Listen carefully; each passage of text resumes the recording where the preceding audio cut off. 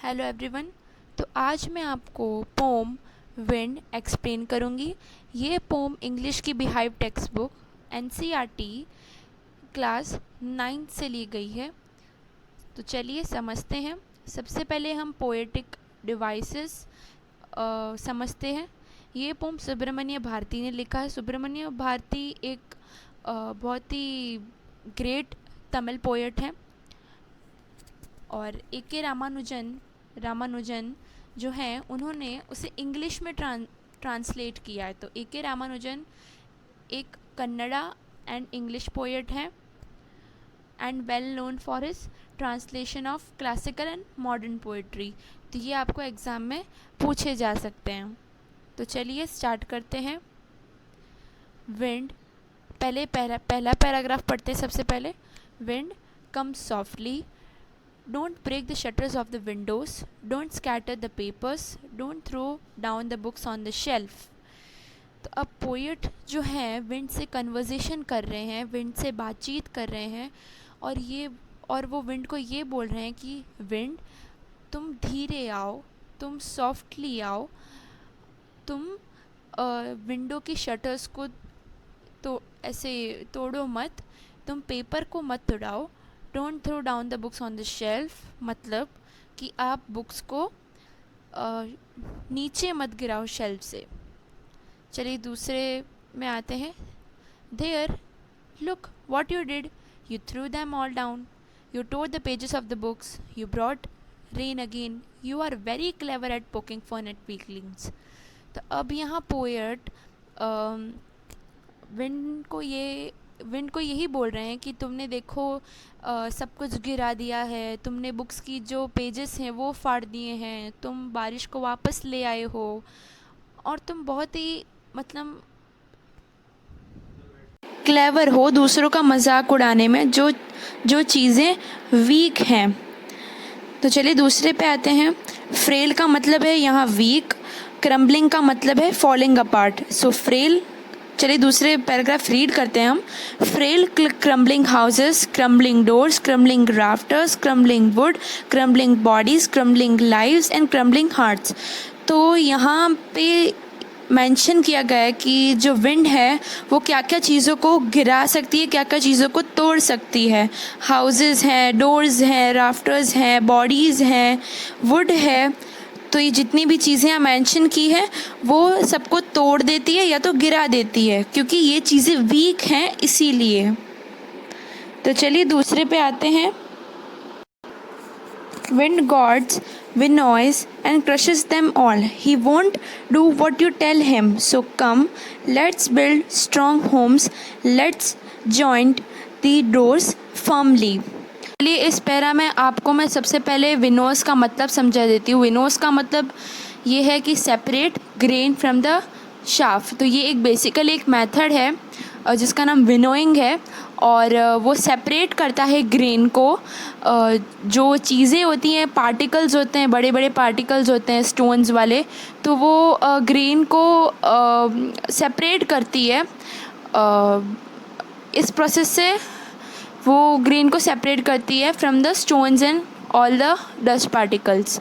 तो चलिए आगे बढ़ते हैं। The wind god winnows and crushes them all. अब जो यहाँ जो वायु देवता हैं, मतलब हम अपन की लैंग्वेज में अगर कहें, हिंदू की लैंग्वेज, हिंदू के अनुसार जो है विंड गॉड, जो ऐसे हम बोलते हैं ना, अग्नि देवता, वायु देवता, जल देवता, सूर्य देवता, तो ऐसे अलग अलग सबके भगवान हैं, गॉड है, सबके नाम दिए हुए हैं। So the wind god winnows and crushes them all. अब विनोज के मेथड से, विनोइंग के मेथड से जो विंड गॉड हैं वो स्ट्रॉन्ग थिंग्स और जो वीक थिंग्स उसको अलग करता है, और जो वीक थिंग्स होती हैं उनको क्रशेस कर देता है, मतलब उनको तोड़ देता है, उनको ब्रेक कर देता है।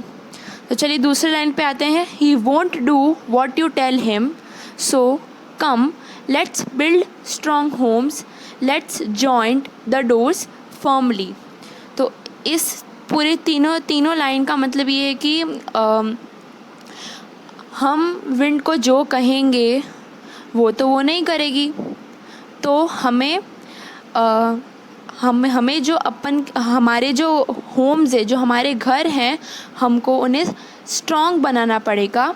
और जो डोर्स हैं हमें उसे क्लोज़ करना पड़ेगा, वो भी टाइटली, फर्मली, मतलब टाइटली या स्ट्रांगली हमें डोर्स को बंद करना पड़ेगा, ताकि विंड उसमें से अंदर ना जाए और सारी चीज़ों को डैमेज नहीं करे। प्रैक्टिस, चलिए नेक्स्ट पैरा में आते हैं।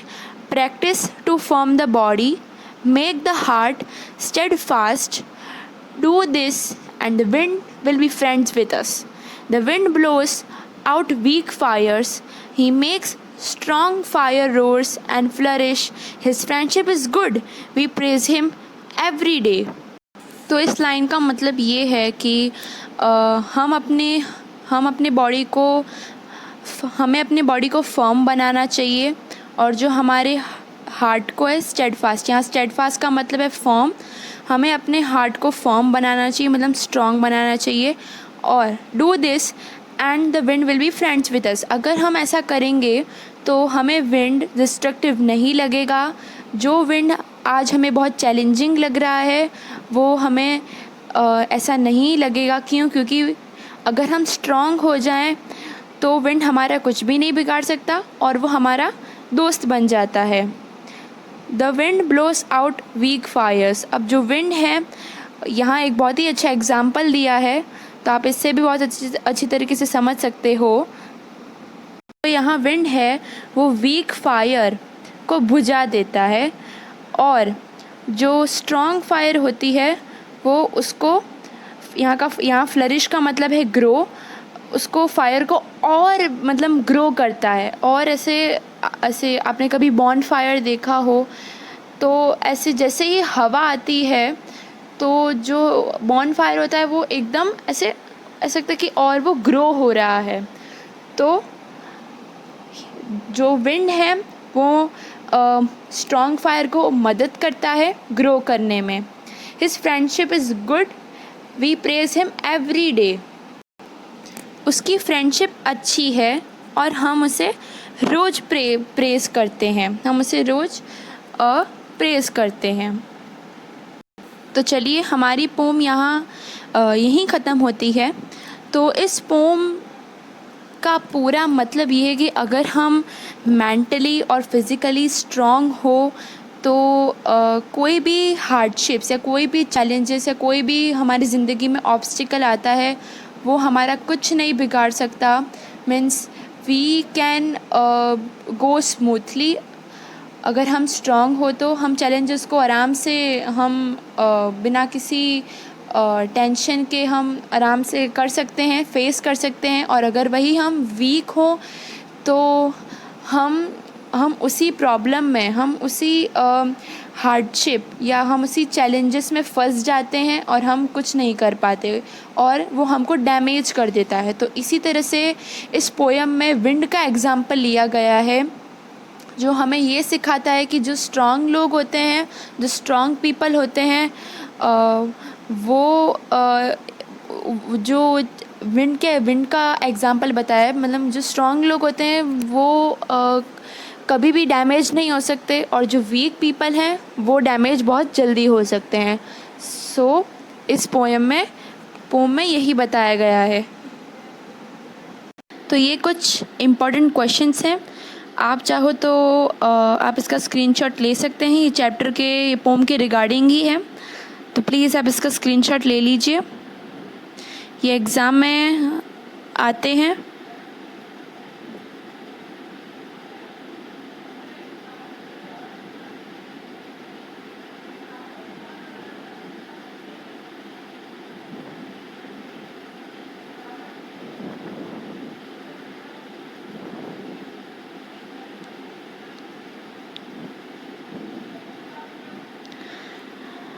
आई होप आपको ये पोम अच्छी लगी होगी, आपको पोम समझ में आई होगी। अगर आपको कोई डाउट हो तो आप कमेंट सेक्शन में मुझे क्वेश्चन पूछ सकते हैं।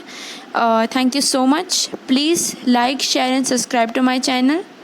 बाय।